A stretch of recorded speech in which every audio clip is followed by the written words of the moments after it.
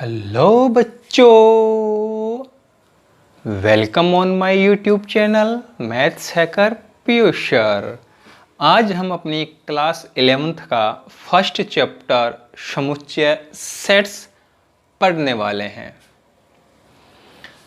हम बात करेंगे इस चैप्टर की, तो ये अपने लिए बहुत ही इम्पोर्टेंट चैप्टर होगा, क्योंकि यह जो चैप्टर है वो अपने 3-4 चैप्टर्स हैं उनकी एक तरह से नींव है। यानी यह जो चैप्टर है वो आने वाले 3-4 जो चैप्टर होंगे उनमें अपनी हेल्प करेगा, जैसे रिलेशन है, फंक्शन है, कैलकुलस है और अपनी प्रोबेबिलिटी है। ठीक है, हम बात करें बेटा मैथ्स की, तो मैथ्स में थ्योरी जितनी इम्पोर्टेंट है उतना ही इम्पोर्टेंट है क्वेश्चन सॉल्विंग।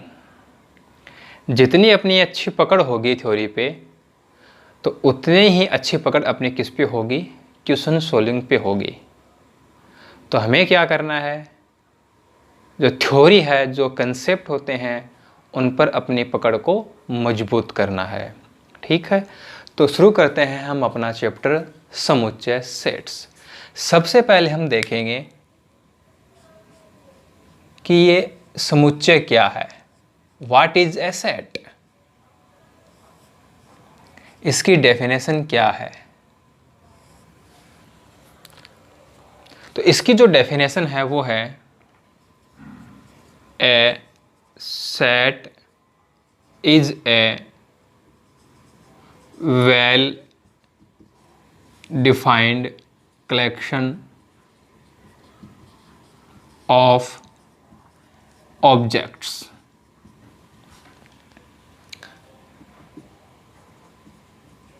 वस्तुओं के सुपरिभाषित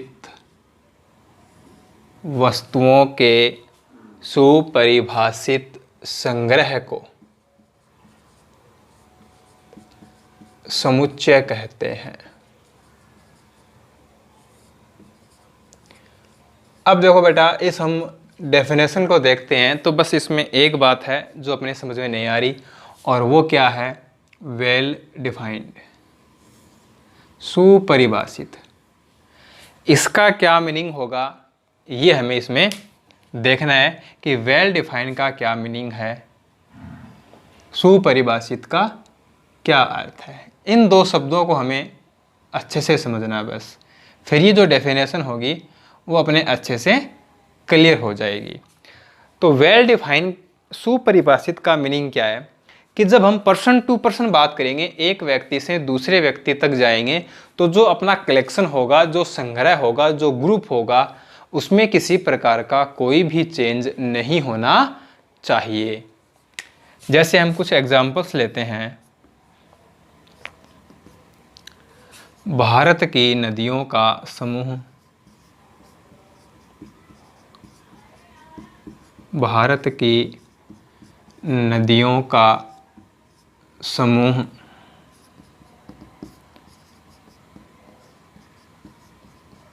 अंग्रेजी वर्णमाला के स्वरों का समूह 5 खतरनाक जानवरों का समूह। जैसे ही हमने कुछ एग्जाम्पल्स लिखे हैं, और भी लिख सकते हैं।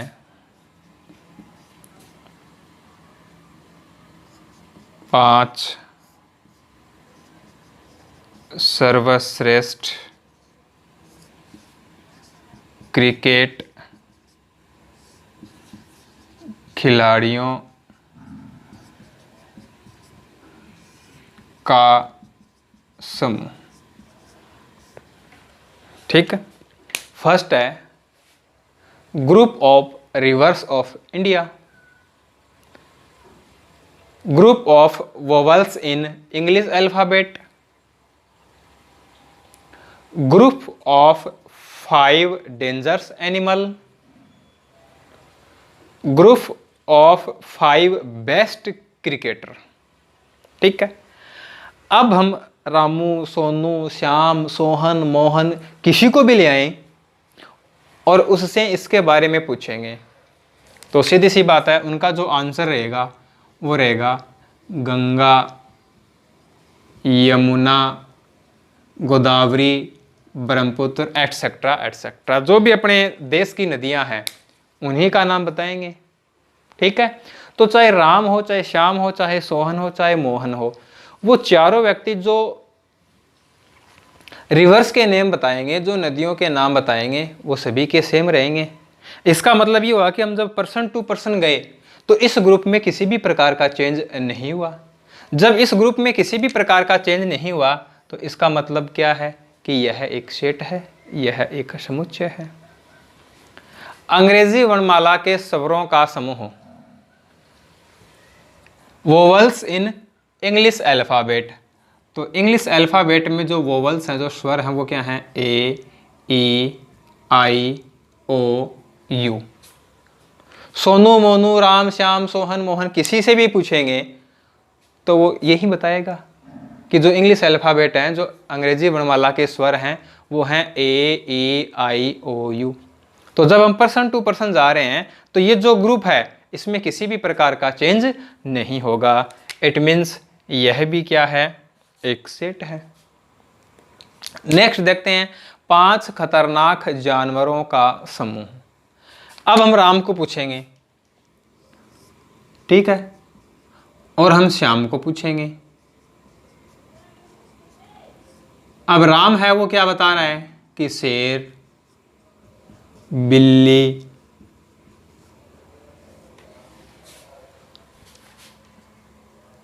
शेर, बिल्ली, चित्ता, कुत्ता, भालू, ये खतरनाक होते हैं। अब हमने श्याम को पूछा तो श्याम कहेगा लोमड़ी, बैल, शेर, चित्ता, गाय, ये मेरे को खतरनाक लगते हैं। तो यहाँ हम देखते हैं कि कुछ नाम हैं वो तो सेम हैं और कुछ हैं वो डिफरेंट हैं। यानी जब हम पर्सन टू पर्सन गए तो ये जो ग्रुप था वो क्या हो गया? चेंज हो गया। और जब ये चेंज हो गया तो ये क्या नहीं होगा? सेट नहीं होगा। ठीक है, इसी प्रकार से अपना नेक्स्ट एग्जाम्पल है 5 सर्वश्रेष्ठ क्रिकेट खिलाड़ियों का समूह, 5 बेस्ट क्रिकेटर। अब सीधी सी बात है, कोई सचिन का नाम बताएगा, कोई सहवाग का बताएगा, कोई गांगुली का बताएगा, कोई धोनी का बताएगा, कोई किसी का बताएगा, कोई किसी का बताएगा। यानी जब हम पर्सन टू पर्सन चलेंगे तो जो ग्रुप होगा वो क्या होगा? चेंज होता जाएगा। तो इसका मतलब ये क्या नहीं है? सेट नहीं है। तो इस प्रकार से हम जांच कर सकते हैं कि कौन सा समूह, कौन सा ग्रुप सेट है और कौन सा ग्रुप सेट नहीं है। सीधी सी बात यही है कि पर्सन टू पर्सन जाने पर जो ग्रुप है उसमें किसी भी प्रकार का चेंज नहीं होना चाहिए। अब जो वस्तुएं हैं जिनसे ग्रुप बनता है उन्हें हम समुच्चय के अवयव कहते हैं। जो ऑब्जेक्ट्स हैं उन्हें हम सेट के एलिमेंट बोलते हैं। अब जो सेट है, जो समुच्चय है, उनको हम कैपिटल अल्फ़ाबेट से डिनोट करते हैं। कैपिटल अल्फ़ाबेट, अंग्रेजी वर्णमाला के बड़े अक्षरों द्वारा सेट को कैपिटल अल्फ़ाबेट से रिप्रेजेंट करते हैं। और इनके जो एलिमेंट होंगे, सेट के जो एलिमेंट होंगे, समुच्चय के जो अवयव होंगे, उन्हें हम स्मॉल अल्फ़ाबेट से लिखते हैं। ABC। जो सेट होगा, जो समुच्चय होगा, उसका जो नाम होगा वो कैपिटल अल्फ़ाबेट में लिखा जाएगा और जो सेट के एलिमेंट हैं उन्हें हम स्मॉल अल्फ़ाबेट में लिखेंगे। ठीक है, अब देखो इसकी हम बात करेंगे प्रॉपर्टीज़ की। तो इसकी 2 प्रॉपर्टी हैं। दो गुणधर्म हैं इसके। सेट की हम बात करें तो इसकी दो प्रॉपर्टी हैं। फर्स्ट जो है वो है कि इसमें अवयवों का क्रम निश्चित नहीं होता। अवयवों का क्रम निश्चित नहीं होता, यानी जो एलिमेंट्स हैं उनका ऑर्डर है वो फिक्स नहीं है। जैसे एक सेट है उसमें एलिमेंट हैं वो हमने लिख दिए 1 2 3, ठीक है। अब इसी सेट को हम ऐसे भी लिख सकते हैं कि इसके एलिमेंट हैं 2 1 3, या इसको हम ऐसे लिख सकते हैं कि 3 1 2, ठीक है। तो हम जब सेट की बात करेंगे तो सेट के जो एलिमेंट्स होंगे उनका जो ऑर्डर होगा, उनका जो क्रम होगा वो फिक्स नहीं है। कोई भी एलिमेंट पहले लिखा जा सकता है और कोई भी एलिमेंट बाद में लिखा जा सकता है, इसका कोई मैटर नहीं रहेगा। दूसरी बात है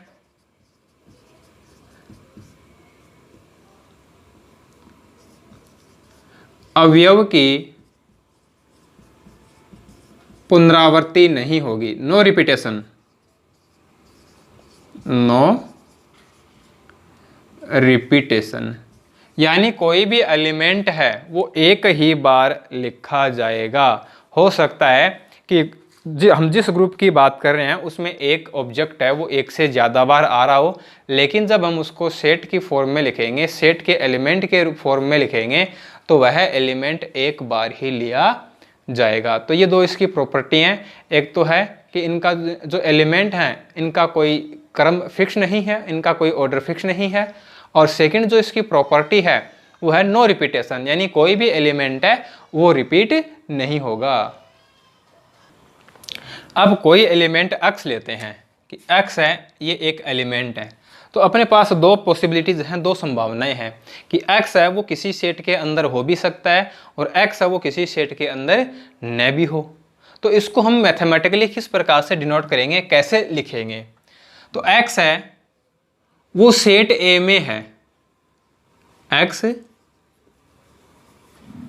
सेट A में है, x समुच्चय A में है, और x है वो समुच्चय A में नहीं है।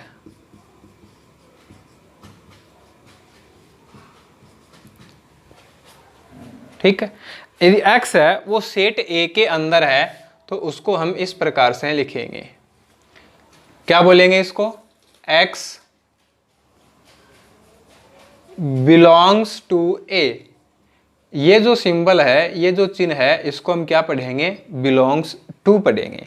x बिलोंग्स टू A, इसका मतलब है कि x है वो सेट A के अंदर है, और यदि x है वो सेट A के अंदर नहीं है तो ये सिंबल को हम क्या करेंगे?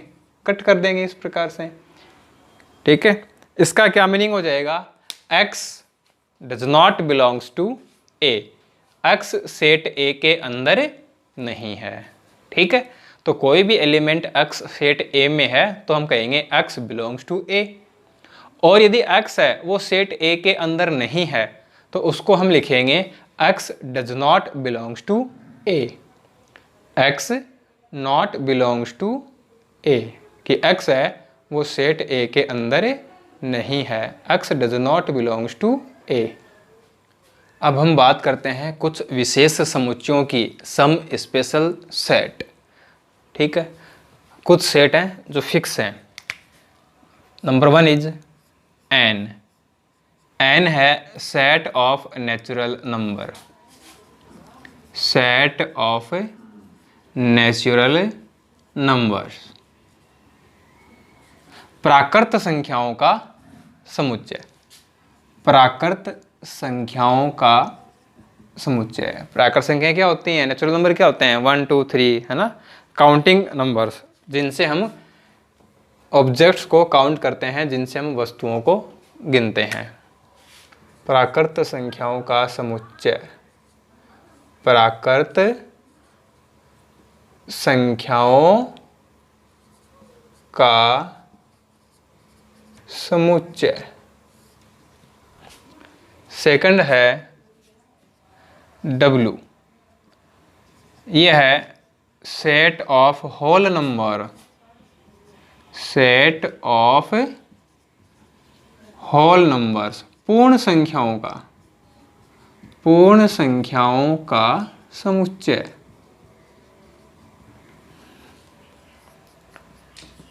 थर्ड है जेड, या इसको हम आई से डिनोट कर दें, set of integers. Set of integers, पूर्णांकों का समुच्चय। पूर्णांकों का समुच्चय। फोर्थ है Q, set of rational number. Set of rational numbers, परिमेय संख्याओं का समुच्चय। परिमेय संख्याओं का समुच्चय। फिफ्थ है आर।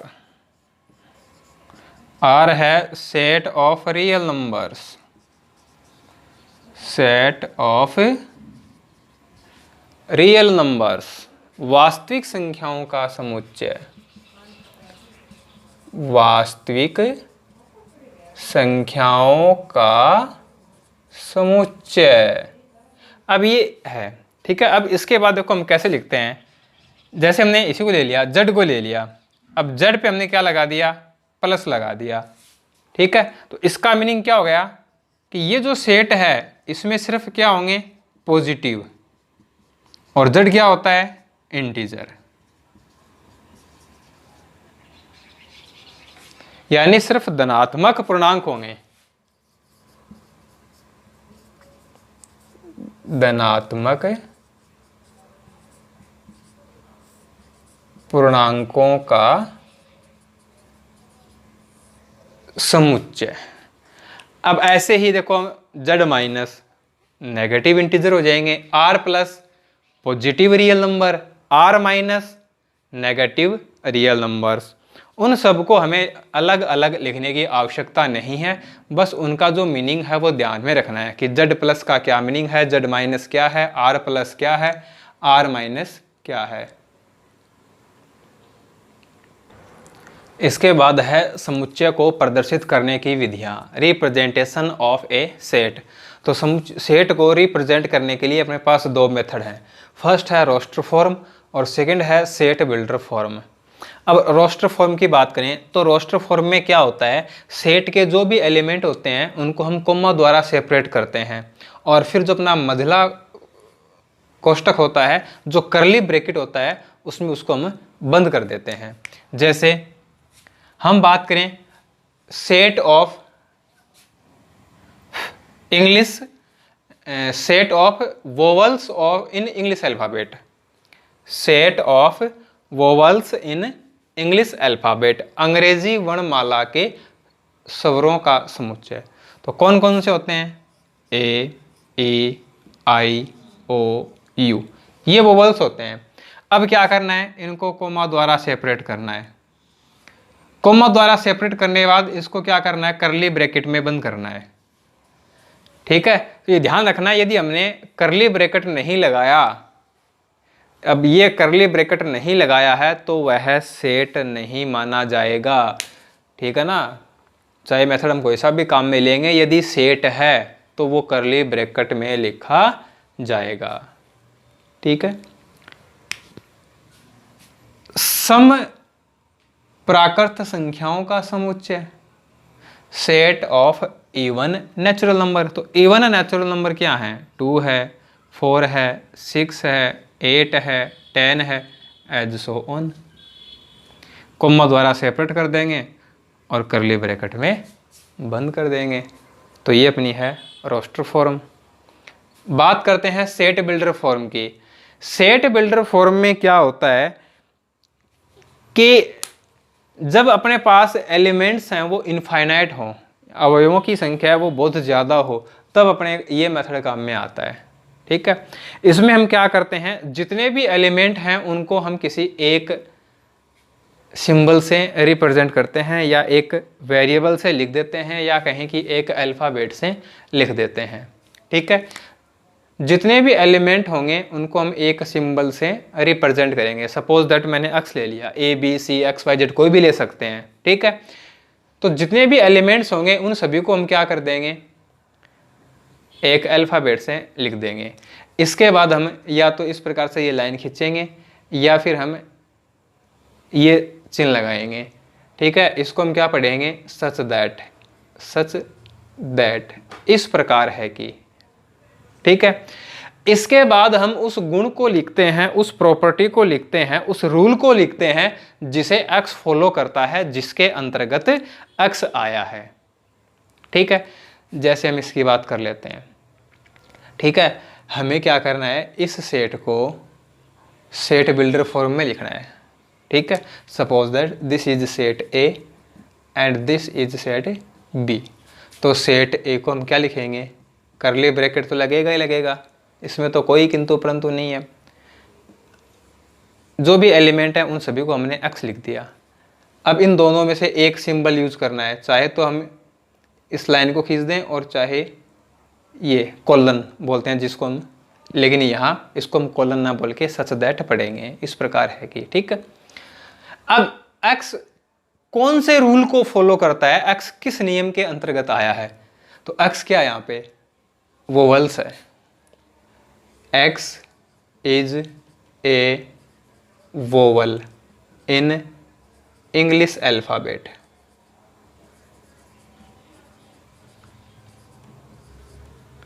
x अंग्रेजी वर्णमाला का स्वर है। ठीक है, ऐसे ही हम बात करेंगे सेट b की, x सच दैट। अब x क्या है, तो ये क्या है, इवन नेचुरल नंबर है। x is an even natural number. x एक सम प्राकृत संख्या है। इस प्रकार से हम सेट को रिप्रेजेंट करते हैं। ठीक है, तो आज की क्लास में इतना ही। आज की क्लास आपको कैसी लगी, अच्छी लगी तो वीडियो को लाइक ज़रूर कीजिएगा, अपने सभी दोस्तों के साथ इस वीडियो को शेयर कीजिएगा और चैनल को सब्सक्राइब कीजिएगा। इन पर आधारित क्वेश्चंस एक्सरसाइज 1.1 नेक्स्ट क्लास में सोल्व करेंगे।